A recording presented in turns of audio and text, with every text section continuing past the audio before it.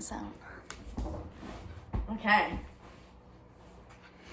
Hello, ladies and gentlemen. Today we have a podcast about Othello with my lovely father, because my mother is the literature junkie in our home, but she's not home, so we're stuck with this guy, the history junkie, at Mrs. Dreyer. So we'll see what we can get out of him.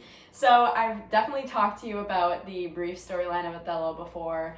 The idea of a black man in a time that was very long ago marrying a white woman, which obviously highlights the idea of race, class, gender, many different ideals that were obviously very different compared to now. We can parallel those times if you want because, he knows history. So we're going to talk about that novel today, and I've picked out a few questions about the main theme of the story that I'd like to ask you. Okay. So before we get into that, let me briefly explain what happens. Please. So Othello is this black Moor. Do you know what that is? The Moors, yes. Yes, okay, yeah, great, amazing. I figured you would. Do you want to give us a brief explanation of what you think the Moors are? We don't need to go into too much detail there. I'm sort of familiar with the plot line. Okay, Your mother amazing. is a Shakespeare expert. She is the Shakespeare expert, but we're stuck with this gentleman today, so we'll do our best. Anywho, so we have a lot of different, like I was saying, like things that would separate, things that would cause issues, dilemmas, and in the end, pretty much everyone dies except our fave, Iago. Iago, yes. Yeah, that's a joke. He's not our fave. No, but sinister. yeah, very sinister. Mm-hmm. So, there's a lot of thematic statements that can be brought up throughout the novel, such as fate versus free will, which I know I've talked about throughout the unit that we were doing this. I would kind of talk out loud about this novel and what I thought about it. So, fate versus free will. What does truth mean? What is purity? And keep in mind, we have to keep the mindset of when this novel was written and Sure. Shakespeare and his mindset and how a white man might write about a black man and how that might, especially during this time, how that might affect the actual storyline. Mm-hmm. So, first thematic question that I would like to ask you. Do you believe you have power over fate? Why or why not? Do I believe I have power over fate? Mm-hmm. I think fate plays a role Mm-hmm. in our lives, but I do think we control our individual actions and therefore ultimately control our own path. So in my view, there's a combination there. I guess if I were pressed about it, I would say I think free will plays more of a role, but I do believe there are fateful interactions that take you down a course that otherwise you might not go down.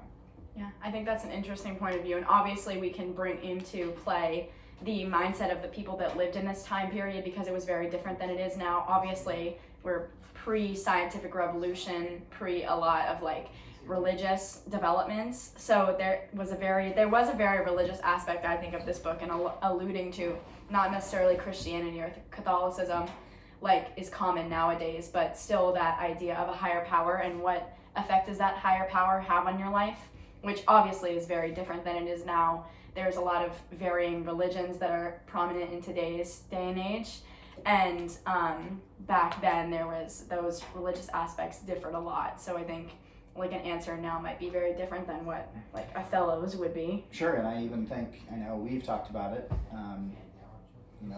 the sort of Enlightenment era and the idea of deism and the fact that sort of when we've talked about the analogy of kind of, some higher power is the clockmaker and sort of setting things in motion and I sort of buy some of that too, but obviously that's after Shakespeare's time, and so you're talking about different years for sure. Yeah.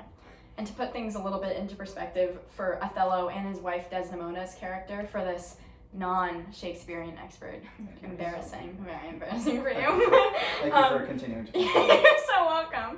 But to put that into perspective, I think Othello and Desdemona's answer to that question may be different from yours in the sense that they would think that free will does not have as much power, and pretty much their entire lives, I think they would argue, would be governed by fate and what their destiny is at the end of the day, and that everything truly does happen for a reason that is guided by that higher power, whether it be God, multiple gods, whatever because there is really no true, like, direct allusion to a specific religion, but very much that reference to a higher power. Okay, second question. Would you rather seek the truth and spend all your energy and time towards seeking the truth, or just convince yourself you're right? And answer honestly, why? Oh no, I'm very much someone who seeks to continue to find the truth. I think there are, I talk in my history class a lot about context and perspective, and so I think perspective can change over time, and context obviously changes along with it, and so I don't think it's hard for me to think of any ideas that are sort of the truth. I think seeking it is a path that takes a lifetime, and I've changed my own perspective, many times over on a lot of different issues. So, so no, I think seeking the truth is important, and recognizing your own bias and your own perspective as part of that is important too. Everyone has one. So. Definitely. Well said. Sometimes I'll just want to convince myself I'm right. It's a lot easier than having to I'm not familiar with that side of you at all. You're always open to... Anyways, I love how you hide your sarcasm, Father. It's so nice. Not so subtle. But once again, putting things into perspective for this embarrassingly non-reader of Othello. Thank you. I do read. You're so welcome. Well... I think a character like Iago would answer this question as convincing himself that he is right rather than truly putting his energy towards seeking the truth. I think somebody as manipulative and, as you said at the beginning of this lovely podcast, sinister, that might want to put his energy towards convincing himself that he's right, because at the end of the day it is easier to do so. And at the end of the day, it is from a manipulative spirit that you can try to manipulate everyone else into convincing them that you're right. So I think that's something that, like, in his head might be justified, especially going into Iago's complex character would take, this is like a 15-minute podcast, it would take probably a full day to have to get into all of the complexities that go along with this character. Very contradictory, very not my fave. Certainly if you have an agenda, like Iago, then you're, seeking the truth doesn't exactly work to your advantage. So. No, it doesn't. And in his mind, I think the most boggling part of his character to me is that in his mind, him convincing himself that he is right is truly justified at the end of the day. I think he thinks in his, like, twisted brain that it's okay to manipulate people because he's working towards a goal, which everyone does, but his is because he wants Othello's job. That's, like, the whole thing. Mm-hmm. And I think in his head it's justified because he wants the job so badly. Anywho, next question. How do you think that purity, you may self-define whatever it is you think purity is these days, because it was different in the timeline of Othello. How does purity play a role in fate to you? How does purity play a role in fate? Or does it have any effect at all?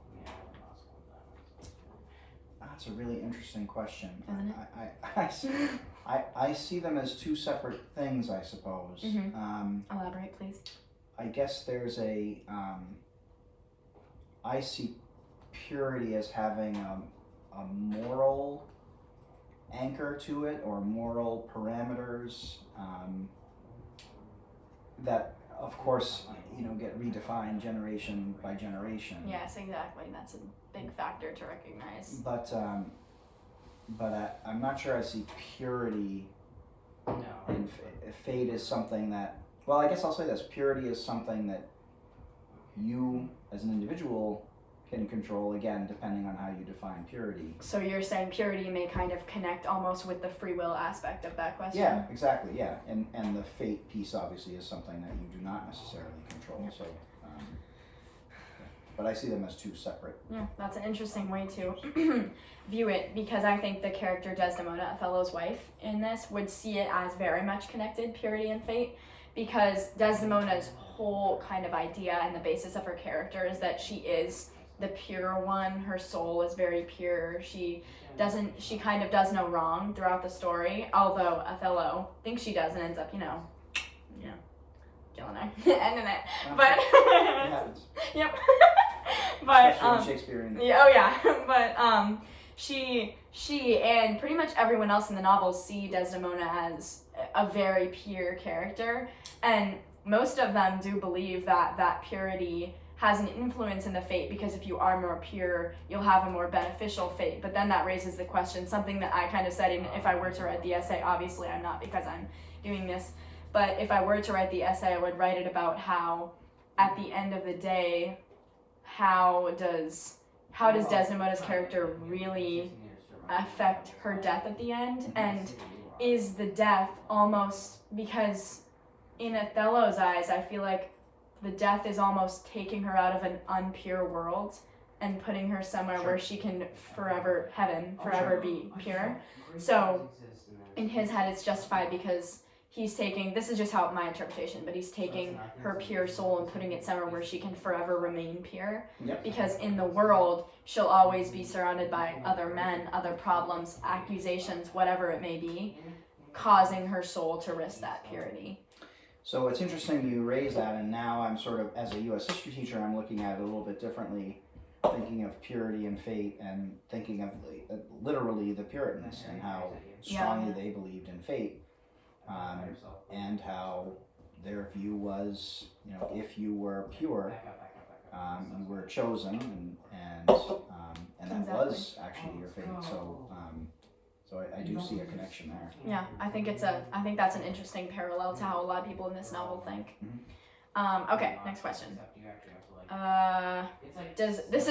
We've kind of already discussed this, but I think we can go more in depth. Does one who has a pure soul deserve more free will? Why or why not? Does one who has a pure soul? I guess a better free will, or more. Yeah, more free will. Again, because I'm gonna apply a moving target to purity. So I would answer no, because I'm not sure I see purity as one thing. It seems to me it's a moving target over time, and so I'm not sure I see it as like awarding a better or a grant free of more will, free will, right, yeah, for something that purity that a generation later may not view as pure. Yeah, I agree, but I think that if we were looking at it from Desdemona and Othello's character perspective, they would probably answer yes, you would deserve more, because obviously this is a time, and it's very Shakespeare as well to believe that if you are more good and your soul is more pure, then you deserve more control over what may be a negative fate. Sure. So Desdemona's fate at the end is death, yet because she was pure, should she have deserved more free will over that fate of death? I think it's an interesting way to look at it. Seems to me the role of fate is significant in this. Extremely significant. This piece of literature. Okay, now I want to go into the actual book.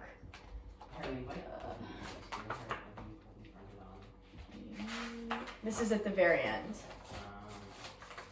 of the novel. Okay.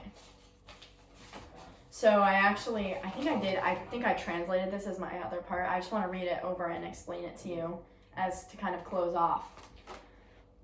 So this is Othello talking. Ready? Mm-hmm. Behold, I have a weapon, a better never did itself sustain upon a soldier's thigh. I have seen the day that with this little arm and this good sword, I have made my way through more impediments than 20 times your stop. But O vain boast, who can control his fate?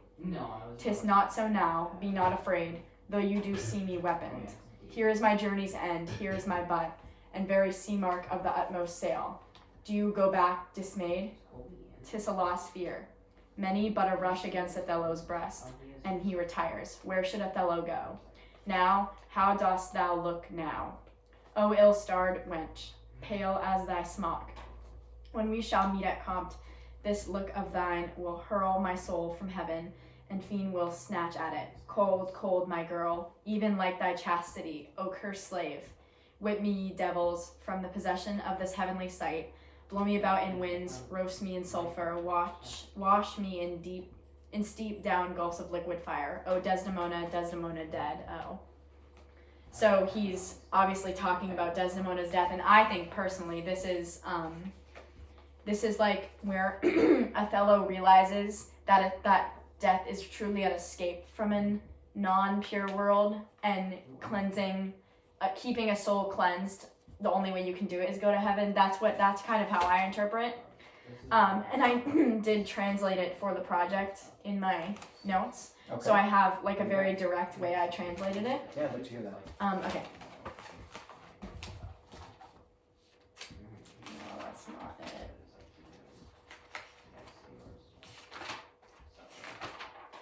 Okay. So this is my... Behold my weapon upon a soldier's body. I saw that this little body with good strength. I have made my way through obstacles 20 times more than you can, but I boast conceited. Who can control their fate? No one now. Do not be afraid, even though I have my weapon. Here is my journey's end, my biggest accomplishment. Do you go back distressed? It is a sad fear.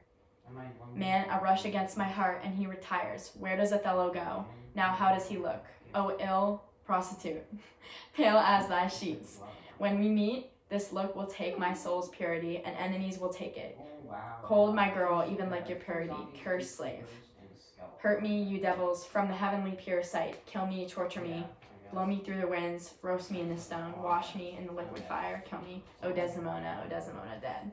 So I kind of interpret it as he's saying, like, my soul's purity and enemies will take it. So that's like how I kind of saw the realization of him in this scene, I think personally, is when he was like, the only way you can keep a soul pure is by going to heaven, like I said earlier. And then obviously that quote, who can control their fate, obviously raises that. It very directly, I think it's one of the only times in the book where the word fate is actually brought up, because we dance around the theme the whole novel. Mm-hmm. It's kind of the first time the actual word is brought into it. And it feels almost fitting that it's at the very end of the book that the word is said, because it's such an important theme, yet always kind of danced around, I felt, and never really like directly addressed. So it's the only time it actually comes up in writing, huh? I'm not 100% sure if it's the only time, but I do think it's significant that it comes up at the end. But anyways, yeah, so that is kind of my closing translation that I wanted to bring up, because I think it's important to show how perspective can be really important in Shakespeare's writing as well, and how we've kind of been doing that a lot in class, but how important it is to recognize that there's multiple perspectives, which I thought would be a good idea to highlight in these theme questions, because obviously you and I did not like totally see eye to eye on everything, and I thought that even the characters might answer in a certain way that might be different than ours. Obviously it's a new time, very different times, but I thought it would be an interesting question to raise. I think you did a nice job bringing to light what the characters would have thought. Thank you so much for joining my podcast. Oh, pleasure. Thank you for having me. I'll come back anytime. Amazing.